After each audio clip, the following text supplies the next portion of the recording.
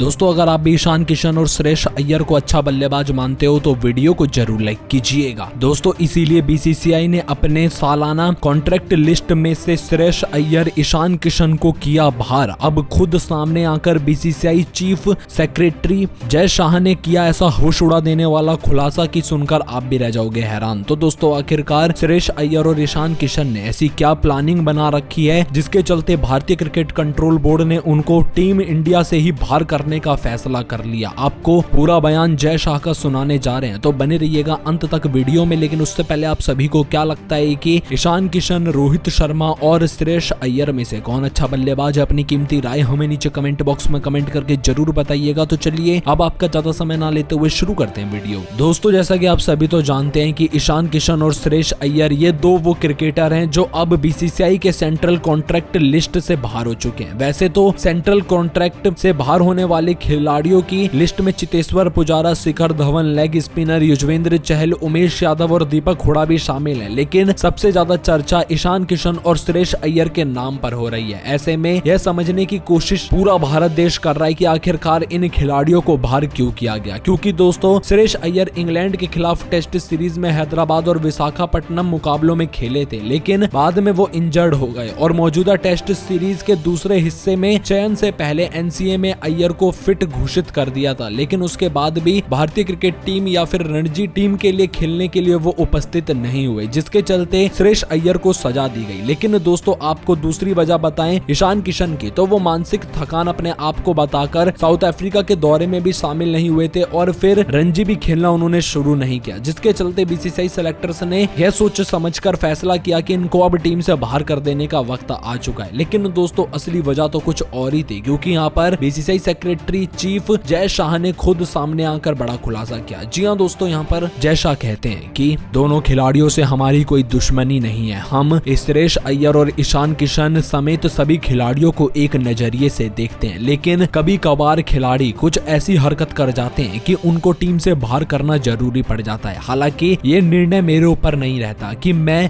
किस खिलाड़ी को बाहर करूंगा और किस खिलाड़ी को खिलाऊंगा, लेकिन बीसीसीआई ने कुछ सेलेक्टर्स को अपॉइंट कर रखा है जो कि इस पर निर्णय लेते हैं। लेकिन जब मेरे पास खबर आई कि श्रेयस अय्यर और ईशान किशन को वो टीम से बाहर निकाल रहे हैं, इसकी मैंने वजह उनसे जानी। लेकिन उन्होंने जो वजह मुझे बताई उसके बाद तो मैंने भी हामी भर दी कि इन दोनों को बाहर करना जरूरी है। ईशान किशन जो कि टीम इंडिया से बाहर चल रहे हैं, वो अपनी इंजरी का बहाना देकर दुबई में जाकर धोनी जी के साथ पार्टी कर रहे थे। आखिरकार अगर इंजरी आपको है, आप भारत के लिए खेलते वक्त पूरी इंजरी सामने लेकर आ जाते हैं, लेकिन विदेश में जाकर पार्टी करते हैं। तो हमें जब इस बात का पता चला तो ईशान किशन को सबक सिखाने का निर्णय बीसीसीआई के सेलेक्टर्स ने ले लिया था। अब दूसरी कहानी आती है श्रेयस अय्यर की। श्रेयस अय्यर वैसे भी अपने विचार से कभी रणजी ट्रॉफी में खेलना चाहते ही नहीं है। वो हमेशा चाहते हैं कि बड़ा इंटरनेशनल मुकाबला ही वो खेलें, कभी भी वो छोटे मैच खेलने के लिए प्रोत्साहित होते ही नहीं है। इसीलिए हमने फैसला किया कि श्रेयस अय्यर को अगर रणजी ट्रॉफी ही पसंद नहीं है तो उनको भी टीम से बाहर कर देना चाहिए।